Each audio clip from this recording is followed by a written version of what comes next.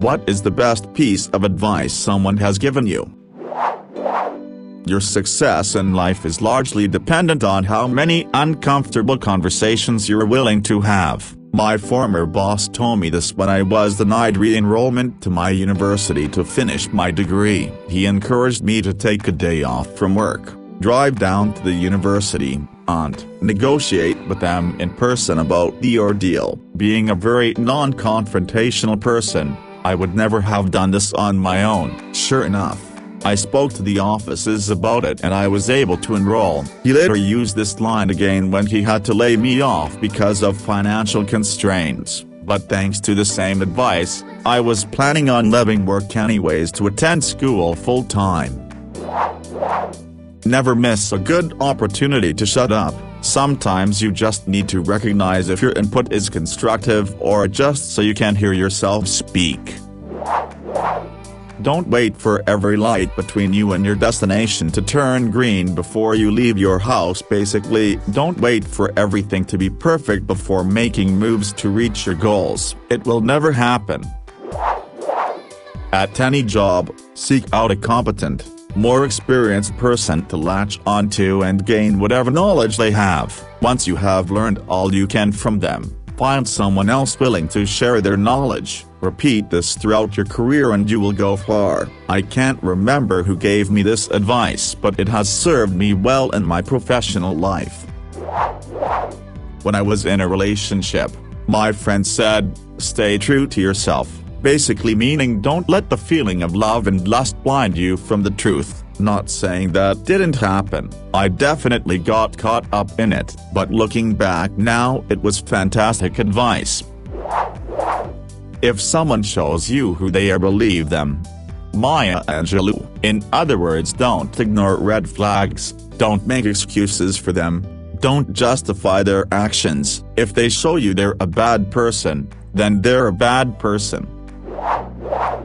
It's more important to do right than to be right.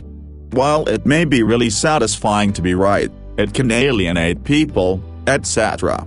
It's much more important to do things the right way, treating people well, etc. This may sound kind of morbid, but it was actually good advice. My husband was dying and an older friend told me that when he passed, clean out his closet right away and get rid of all of his things except for a few sentimental ones. She said the longer you wait and keep things, they become sentimental, and underwear isn't sentimental. That way you won't have to relive it years down the road when you finally get to it. To each his own. But I did what she said and it made the grieving process a lot easier. This was 16 years ago and that was some of the best advice I got while he was ill.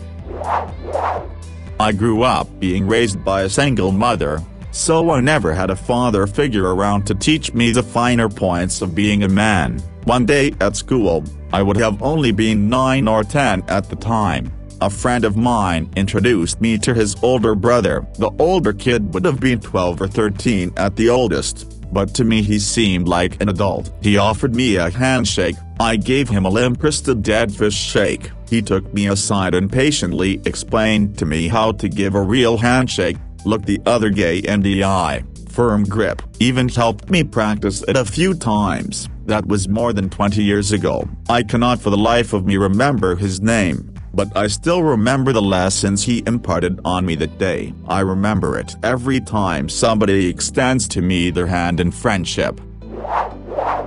Once in like 5th or 6th grade I couldn't sleep because I was worried about a school project. I went and woke up my mom and told her about it, and she asked me, "Is there anything you can do about it right now?" All the stuff for my project was at school, so I told her number. Then she said, "Then there's no need to worry about it right now."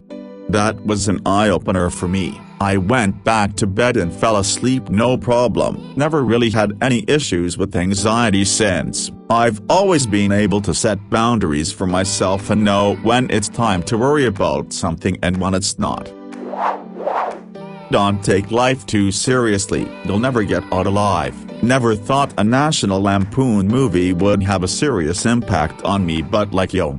I mean, it's a damn good statement, Amo. Also, someone once said to me that that art of living is more like wrestling than dancing, which only years later did I found out that it was a Marcus Aurelius quote, but it stuck with me hard. Most people don't seek to be happy, they seek to find a way of peace. When I walk down the street and I look at a man who looks like he's doing fine, he isn't happy, he's simply at peace. Happiness is what you feel when you get a raise or win a raffle or when you see a movie that's really good, but that feeling when you're at home just living, that not happiness that you want, it's peace. I forgot who told me this, but this philosophy helped me with a lot of shit and I am now just straight vibing in life now. It's not so much advice as it is insight. I was preoccupied by a situation I sort of created for myself, and a good friend pointed out that the reason why I'm so invested in a self-created dilemma is that I'm just looking for a change in life and latching on to a random outside thing to sort of pull myself into a new plotline, rather than actually care that much about that whole situation. It's not that important, you're just looking for a change, and it was the truth. Plus I can see that same pattern many other times in myself and in others, whether it's from unhappiness or boredom or uncertainty. People turn to something random to then preoccupy themselves with because it's easier, not because they really care that much. He's just a man. When I was a young electrician, I had trouble showing up on time, and was very worried about an ass chewing from my foreman. One journeyman I worked with told me that while I didn't need to straighten my business out and be on time, I shouldn't fear talking to a dude just because I work for him. He's just a man. He's here to pay bills and wants to go home, drink beer, and fuck his wife just like everyone else, so don't worry about him like that.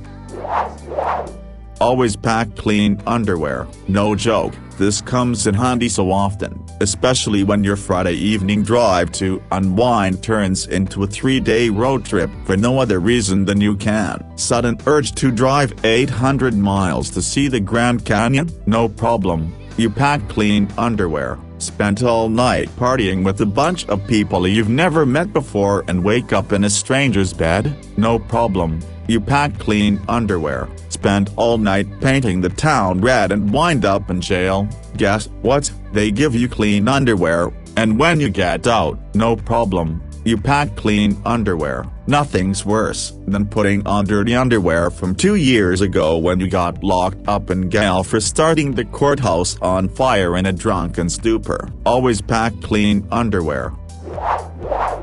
My father recommended me a book called How to Make Friends and Influence People by Dale Carnegie. I have learned a lot about social interactions from it. I am also very asocial and introverted. I still keep this book with me after like 15 years and my father has no clue I took his advice. I have a terrible temper. When I was younger, a group of assholes at my school found it funny to purposefully trigger me, usually with success. I kind of suffered this a couple of years until my grandmother told me that they get just as annoyed if I don't react as I got from them annoying me. I took it to heart and it totally worked. I didn't react, and after a couple of months they stopped. I know that this won't work for everyone, but it totally turned my life around. You're not going to win from my husband. Sounds awful, but this was in reference to my very first 5K when I took up running. I was so nervous, and he just laughed and told me I wasn't going to win, so don't worry about it. Nobody on the course cared in the slightest how fast or slow I ran, so just run for myself and do the best I can. It really helped put in perspective that the pressure I was putting on myself was imaginary, and I've carried that with me in a lot of things since. That the only person in your life who will always be there for you no matter what is your own self. Yeah, you might have close friends or family members, but they're not with you 24/7 and they can never fully relate to you. Trust yourself and learn to love and accept yourself. Unselling things. Couldn't sell my Nikon camera. Finally asked a guy why he wouldn't buy it. It's your price. If the goods are good, and buyers are there, and they're not buying, your price is too high. Dumb simple, true, and lowered the price and sold it immediately. Money can't buy you happiness, but it can help you deal with a lot of miserable situations. Last year, one found out that an old friend I had been trying to get in touch with had died of renal failure because she couldn't afford medication. This year, a family member was diagnosed with breast cancer. We're not rich, but it's nice to know that advice from long ago is making it possible for us to move forward with treatment instead of having to place a value on the life of someone we love. Learn how to gauge the potential of future events in small groups, such as the workplace. Build relationships and maintain them on equal ground. If you want information, offer information. Be sincere and trustworthy. Take action based on what you learn. People will think you can see the future. Don't yuck somebody else's yum. It's 100% changed how I respond when somebody is hyping up something I think is uncool or uninteresting. Instead of stating that I find something they love entirely unlovable, I ask them why they feel the way they do, and oftentimes, it opens me to a different perspective. When I started public school in 2nd grade, my mom told me not everyone is going to like you. And that's okay. The sooner you understand that, the happier you'll be. She told me this almost every day dropping me off at school. My tiny brain couldn't fathom why anyone wouldn't like me. I was so fun, but wow, that piece of advice has saved me from becoming a people pleaser.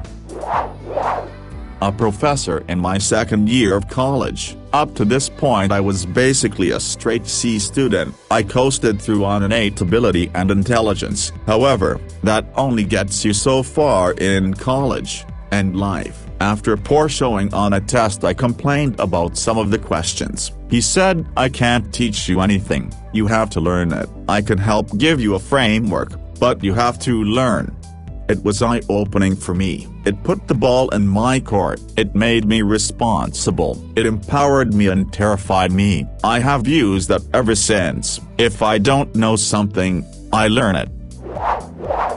Always assume everyone is trying their best. Their best might not be the same as your best, and you gotta appreciate that some days your best might not be up to other people's standards of the best. The moral of this is that you should always try to think the best of people, even if they don't seem to be trying very hard. They could be having a really shit time, and they are really trying their best. Be kind.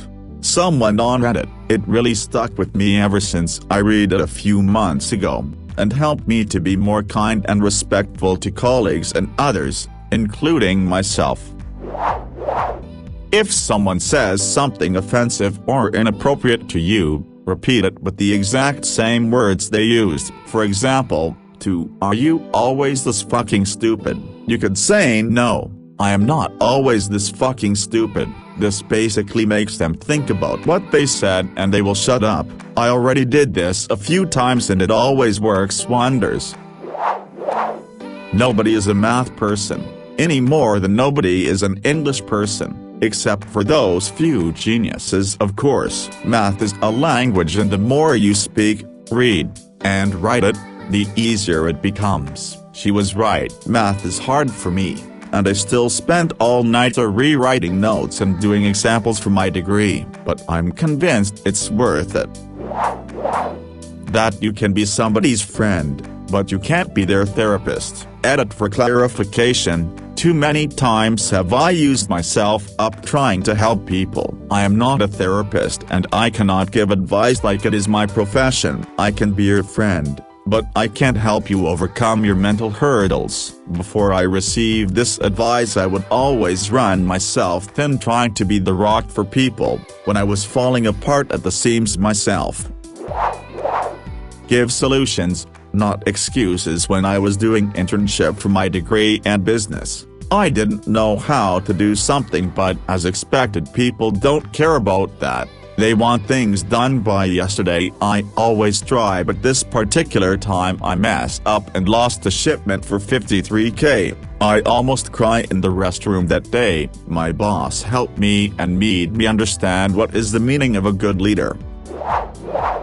All it takes is 20 seconds of courage. You don't have to be brave forever. Just 20 seconds and it could change your life. That's not an exact quote because I've never even seen this apparently subpar family movie We Bought a Zoo, but damn it man, that advice is priceless. Just saying fuck it, and going up and talking to her with 20 seconds of stored up bravado, and then after those 20 seconds you already broke the ice. It's brilliant.